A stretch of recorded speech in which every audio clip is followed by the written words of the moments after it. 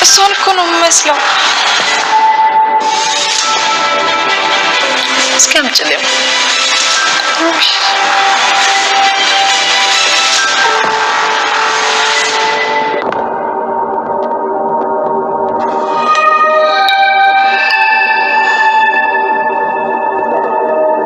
አዎ ቁርጥ ረሳሁት። የት ናት? የት ነው የማገኛት? እባክሽ ውሰጂኝ። እዚሁ አዲስ አበባ ናት። ሰውየው ራሱ ይዟት ይመጣል። እውነት? የምር እናቴን ላገኛት ነው? ህልም እየመሰለኝ ነው። ህልምም ቢሆን እንኳን መንቃት አልፈልግም።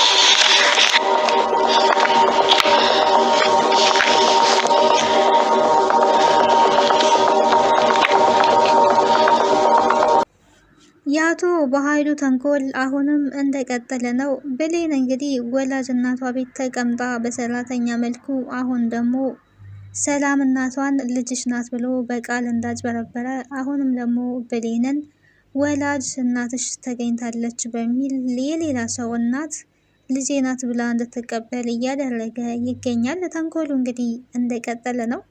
ብሌን እንግዲህ እናቴን አገኘው በማለት ደስታዋ ወደር የለውም። አሳዳጊ እናቷን በጣም ተደስታ እንግዲህ አድራሻና ፎቶ ይዛላት መታለይ። ፎቶዋን ስታይ እንግዲህ ልክ እኔን ነው የምትመስለው እያለች እንግዲህ በደስታ እየተፍለቀለቀች ትገኛለች። ቃል ግን በጣም ደንግጣ ነበረ። በስተመጨረሻ እንግዲህ ፎቶውን ስታይ ይሄንን ተግባርማ ያደረገው ያው ኃይሉ ነው በማለት ተደስታለይ ማለት ነው። ሰላም ጤና ይስጥልኝ ውድና የተከበራችሁ የቻናሌ ቤተሰቦች እንዴት አላችሁ? በያላችሁበት ሰላም፣ ፍቅር፣ ጤና፣ አንድነት ይብዛላችሁ። ቀጣዩን አደራ ድራማ ወደ እናንተ ይዤ መጥቻለሁ። እንግዲህ በመግቢያው ላይ እንደተመለከት ነው ብሌን በደስታ እየተፍለቀለቀች ትገኛለች። ያው የማንኛውም ሰው ሊሰማው የሚችል ስሜት ከ10 ዓመት በላይ ያጣቻትን እናቷን እንደምታገኝ ነው ፊል የምታደርገው እሷ። ነገር ግን ተንኮሏን የተዘጋጀላትን ተንኮል አላወቀችም ማለት ነው። ተደውሎ እንግዲህ ወላጅ እናትሽ ተገኝታለች ተብላ ስትነገር እናቷ ናት ይህን ዜና የነገረቻት። ቅድሚያ ግን ሳሚ ነበረ እንግዲህ የደወለላት ለብሌን አሳዳጊ እናት። የሰላም አሳዳጊ ወላጅ እናት የት እንዳለች ታውቋል። ይሄንን መልእክት ለማንም እንዳትናገሪ እኔ በምልክልሽ አድራሻ እናይ ነበረ ሲል የነበራት ማለት ነው። ግን ለምን እንደዚህ ለማድረግ እንደፈለገ በኃይሉ ያው ግልጽ ነው። እዛ ቤት ብሌን እስካለች ድረስ የሰላምና የበኃይሉና የቃል ሰላም ስለሚታወቅ አንድ ቀን ሚስጥር ልታወጣ ትችላለች በሚል እንግዲህ በዛ አማካኝነት ያላቸው አማራጭ ይሄ ነው።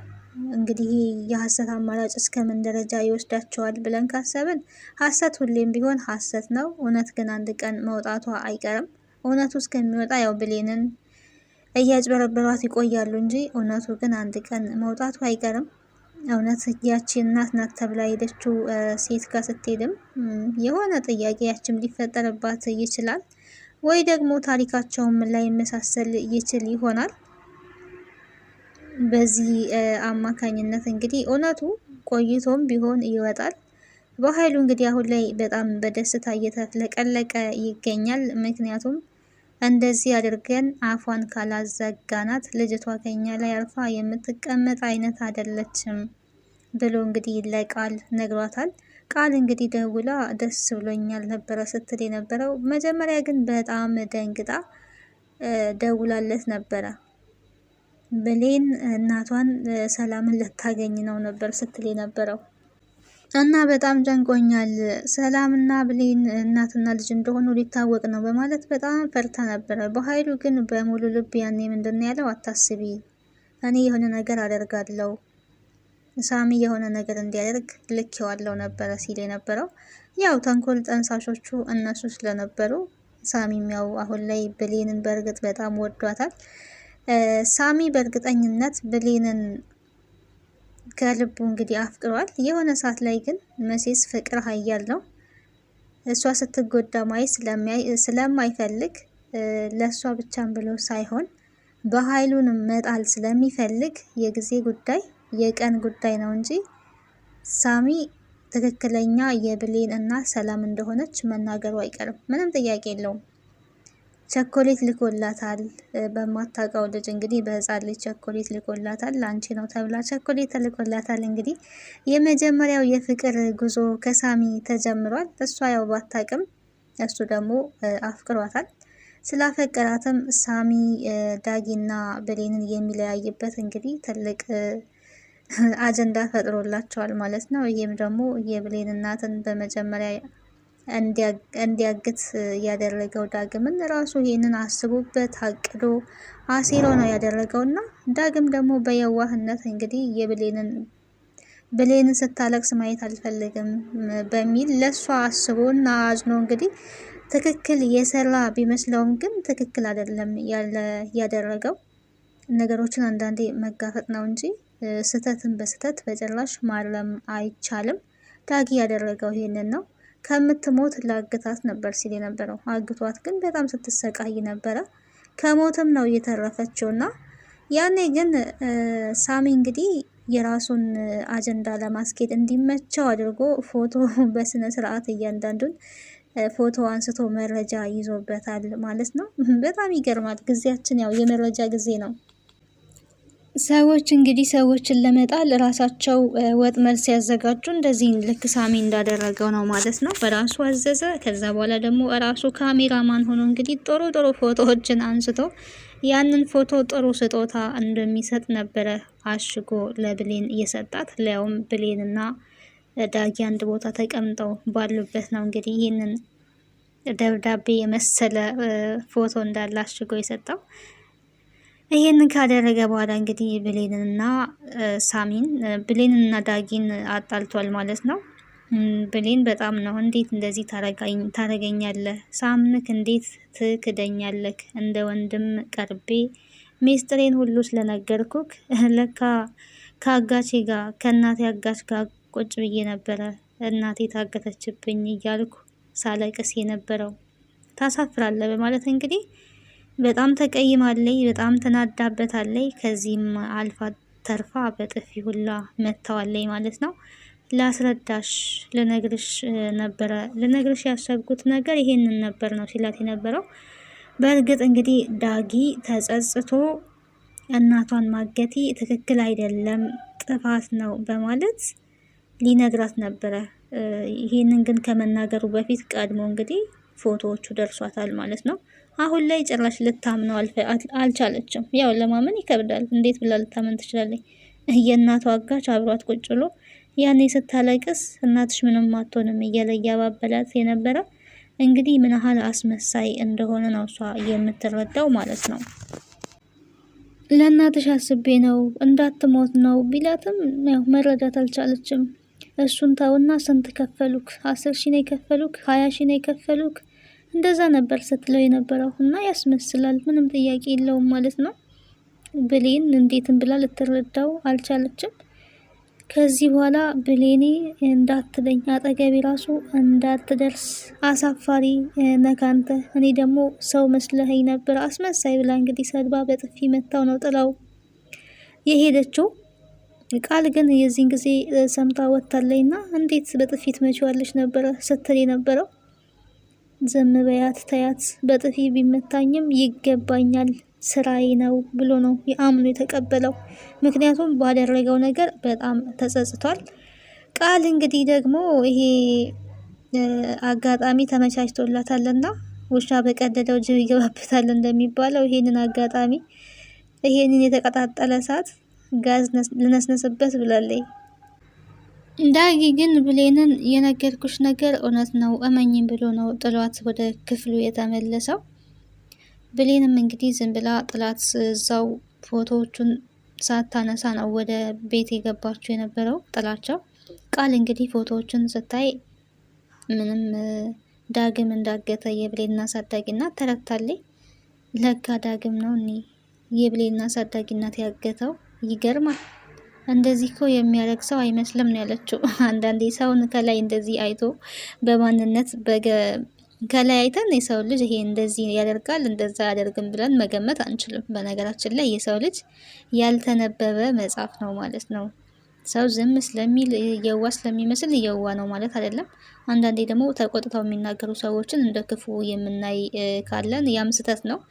ብቻ በአጭሩ የሰው ልጅ እንደዚህ ታይቶ የሚታወቅ አይደለምና ቃል ስትል የነበረው ያንን ነው።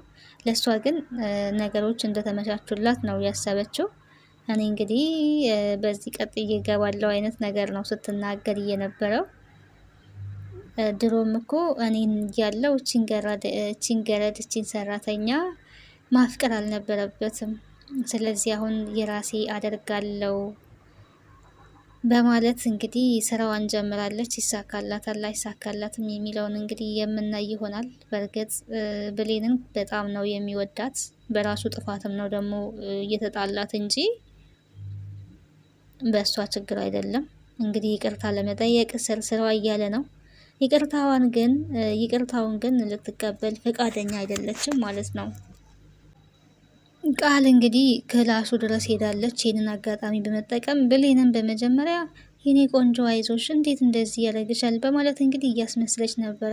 ሰውን ማመን በጣም ከባድ ነው። እንደዚህ የሚያደርግ እኮ አይመስልም፣ እንዴት እናትሽን እንዲህ ያደርጋል እያለች እያስመሰለች ነበረ ማለት ነው። ያው ብሌን ደግሞ ቃልን በደንብ ስለምታውቃት ምን አይነት አስመሳይ እንደሆነች ስለምታውቃት ከቻልሽ ዝም በይኝ፣ ብቻዬን ነው መሆን የምፈልገው ነበረ ስትላት የነበረውና ሰላም ስትመጣባቸው እንግዲህ ምን ተፈጥሮ ነው ምን ሆናቸውን ስትል የብሌንን አሳዳጊ እናት ያገታት ሰው እኮ ታወቀ ነው ያለችው።